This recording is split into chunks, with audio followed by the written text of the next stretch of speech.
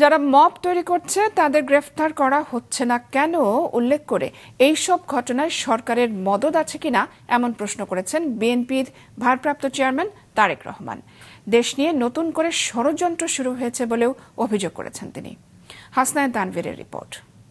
মেরে ফেললো আমার ছেলেটাকে, আমার ছেলেটাকে কেন মেরে ফেললো? ২৪-এর রক্তাক্ত জুলাই আন্দোলনে বাংলাদেশ জাতীয়তাবাদী ছাত্র দলের ১৪২ জন শহীদ হন। শহীদ হওয়া সন্তানদের জন্য এমন আর্তনাদ বাবা মা আর স্বজনদের। আমার কি বিধবা হওয়ার বয়স হয়েছে? নতুন বাংলাদেশের স্বপ্নে প্রাণ দেয়া ছাত্র দলের শহীদদের স্মরণে ও তাদের পরিবারের সদস্যদের সাথে বিএনপির ভারপ্রাপ্ত চেয়ারম্যান তারেক রহমানের এই সাক্ষাতের আয়োজন ছাত্র দলের রাজধানীর একটি হোটেলে। বাবার কাঁধে যে ছেলের লাশ, এটা যে যার কাঁধে উঠছে সে জানে। অনুষ্ঠানে সব শহীদ পরিবারের পাশে থাকার প্রতিশ্রুতি দিয়ে বিএনপির ভারপ্রাপ্ত চেয়ারম্যান বলেন, বিএনপি দেশ পরিচালনার সুযোগ পেলে জুলাই হত্যার বিচার করবে। সেই হত্যার বিচারগুলো যাতে সুষ্ঠুভাবে হয় তার সর্বোচ্চ উদ্যোগ বিএনপির থাকবে। গলায় প্রশ্ন তুলুন, আপনাদের যে স্বজনরা আত্মত্যাগ করেছে তাদের বিচার কেন আজ পর্যন্ত বিলম্বিত হচ্ছে? কারা মব সৃষ্টি করে বিলম্বিত করতে চাইছে? তারেক রহমান আরো বলেন, জুলাই সনদের বিষয়ে বিএনপি ৩ মাস আগে তাদের মতামত দিয়েছে। এখন বিষয়টি সরকারের কাছে। নির্বাচন ইস্যুতে ঘন ঘন যারা অবস্থান পরিবর্তন করছে তাদের বিষয়ে সচেতন থাকতে বলেন তিনি।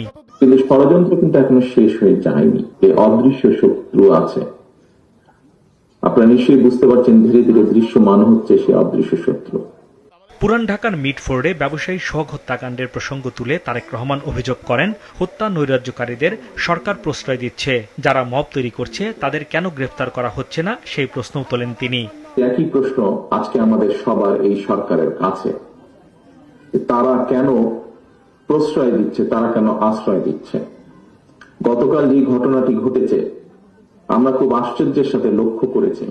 যাকে দেখেছি আমরা স্ক্রিনে, যাকে দেখেছি হত্যা করছে, তাকে কেন সরকার এখন পর্যন্ত অ্যারেস্ট করেনি? আমরা কি তাদের দলে নেব যারা বিভিন্নভাবে মব সৃষ্টি করে একটি পরিস্থিতি তৈরি করতে যাচ্ছে?